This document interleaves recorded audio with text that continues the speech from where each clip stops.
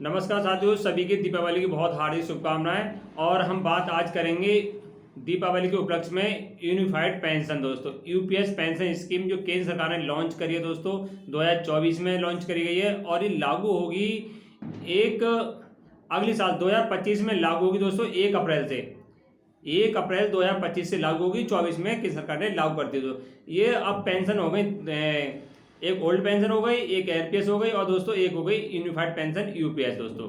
तो हम बात करेंगे इस वीडियो में कि यूनिफाइड पेंशन से किस किस जो हमारे कर्मचारी हैं किन को लाभ मिलेगा, किन को लाभ नहीं मिलेगा, पूरी जानकारी दोस्तों इस वीडियो में आपको मिलने जा रही है दोस्तों। अगर मेरे चैनल पर नए हैं, चैनल को सब्सक्राइब कर देना और दोस्तों वीडियो को लाइक एंड शेयर कर देना। तो हम बात कर लेते हैं थोड़ा यूपीएस जो यूनिफाइड पेंशन स्कीम है और जो दूसरी है एनपीएस दोस्तों, ये दोनों डिफरेंट क्या दोस्तों।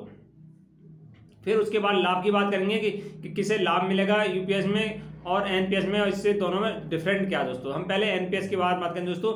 एनपीएस क्या है कि ये उस समय जो लागू की गई थी केवल के सरकारी कर्मचारी के लिए लागू कर गई थी और उसके बाद ये प्राइवेट कर्मचारी और बाकी कोई भी इसमें पार्टिसिपेट कर सकता है दोस्तों। कोई भारत का नागरिक इसमें एनपीएस को अब ले सकता है दोस्तों। और इसमें क्या था कि कर्मचारी का 10% कटता है दोस्तों। एनपीएस में कर्मचारी का 10% कटता है और राज्य सरकार या केंद्र सरकार अपना 14, पहले 10% था और इस समय वर्तमान में 14% इसमें जमा कर रही है, यानी टोटल 24% जमा हो रहा है दोस्तों। कर्मचारी जब 60 साल के बाद रिटायर होता है दोस्तों, 60 साल से पहले इससे कोई रिटायरमेंट प्लान नहीं था दोस्तों। 60 साल जब रिटायर जो उम्र हो जाएगी, 60 साल उसकी आयु हो जाएगी जब, तो उसे मानते हैं रिटायरमेंट दोस्तों। सरकारी कर्मचारी तो 60 साल में रिटायर होगा तो उसे मिलेगा 40% तो दोस्तों पेंशन के रूप में मिलेगा। जो उसका जमा है उसका जमा का 60% उसको नकद मिल जाएगा। मान लो किसी व्यक्ति का 1 लाख रुपए जमा हुआ तो 60,000 रुपये जमा मिल जाएंगे, उसे नकद मिल जाएंगे और बाकी 40,000 रुपये आजीवन उसको पेंशन के रूप में मिलता रहेगा, चाहे उसे 100 रुपये पेंशन मिले या 50 मिले दोस्तों। उसका विरोध बहुत ज़्यादा हो रहा था तो अब 2024 में केंद्र सरकार ने उसी के समकक्ष दोस्तों अब निकाल दी यूपीएस दोस्तों, यूनिफाइड पेंशन स्कीम लागू कर दी गई है। अब इसमें क्या है कि जो कर्मचारी उनका 10% जमा होगा, इसमें क्या होगा 10% जमा होगा। और केंद्र सरकार अभी फिलहाल केंद्र सरकार ने लागू करी है दोस्तों, केंद्र सरकार चालू करी, उन्होंने कह दिया राज्य सरकार इसे अपने स्तर से लागू कर सकती हैं, अपने चाहें तो लागू कर सकती हैं। अब क्या है 10% में जो यूपीएस पेंशन स्कीम है 10% इसमें जमा होगा कर्मचारी का और बाकी 18.5% राज्य सरकार या केंद्र सरकार इसमें जमा करेगी दोस्तों। 28.5% हर महीने जमा होगा। तो इसमें लाभ किसे मिलेगा दोस्तों, बात हो रही है लाभ कौन करेगा दोस्तों। लाभ उसे मिलेगा दोस्तों जिसकी जो सर्विस 25 साल पूरी करता है दोस्तों। जो सर्विसमैन 25 साल पूरी करेगा उससे ही 50% पेंशन गारंटी पेंशन मिलेगी दोस्तों। 25 साल से एक दिन भी कम रहेगा तो उसे गारंटी पेंशन का लाभ नहीं मिलेगा दोस्तों।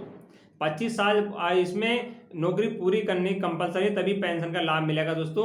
पेंशन कैसे मिलेगी दोस्तों, जो लास्ट 25 साल है उसको 12 महीने का दोस्तों मूल वेतन निकाला जाएगा और जो एवरेज आएगा उसका 50% मई डीए के साथ आप उसे मिलेगा दोस्तों।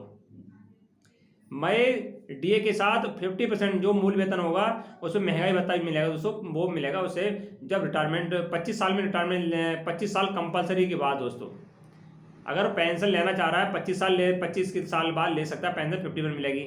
ओल्ड पेंशन में क्या था दोस्तों 20 साल था, ओल्ड पेंशन में 20 साल था और यूपीएस में 25 साल, एनपीएस में 60 साल दोस्तों। तीनों डिफरेंट ये, यूपीएस 25 साल, ओल्ड में 20 साल। 20 साल में रिटायरमेंट के बाद आप पेंशन हकदार हो जाते थे। यूपीएस में दोस्तों 25 साल के बाद रिटायरमेंट हकदार होंगे। अब इसमें एक और भी चालू करा दोस्तों जिसकी सर्विस 10 साल हो गई है।